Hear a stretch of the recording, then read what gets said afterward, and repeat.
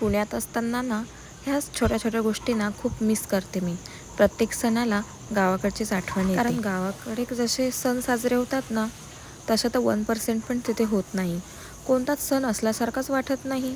होळी होती ना, म्हणून बाबाने ना छान अशी होळीची तयारी केली आणि आम्ही ना होळीला अशी साडी घातली होती. करून पाहिलं नवीन काहीतरी, छान वाटत होतं. अशा छोट्या छोट्या गोष्टी करायलाच ना खूप मजा येते. पूर्ण तयारी झाल्यानंतर ना मी गोल अशी रांगोळीसुद्धा काढून घेतली. आम्ही लहान होतो ना तेव्हा तर होळीला ना खूप मजा यायची. शेण आणून ना आम्ही छान अशा चिकोल्यासुद्धा करायचो. आता मुली नाही दिसत तशा करताना, पण आमची तयारी ना 8-15 दिवस आधीपासूनच सुरू व्हायची. आणि होळीच्या दिवशी ना झोपच येत नव्हती, कारण दुसऱ्या दिवशी सकाळी लवकर उठून ना कलर खेळायचा होता, म्हणून रात्रभर झोप लागत नव्हती. पूर्ण होळी झाल्यानंतर ना सर्व बायांनी होळीची पूजा केली. आम्ही लहान होतो तेव्हा भरपूर मजा यायची. तेवढी तर नाही येत, पण गावाकडे असल्यावर थोडीफार तर येतेच.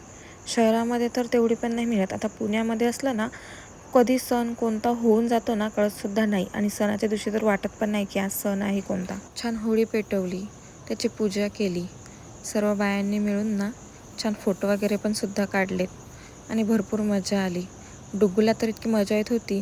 डुग्गू पहिल्यांदाच ना हा सण बघत होता, कारण मागच्या वर्षी तर त्याला एवढं काही समजत नव्हतं आणि यावर्षी त्याला थोडं समजायला लागलं होतं, म्हणून ना त्याला काहीतरी नवीन असं दिसत होतं.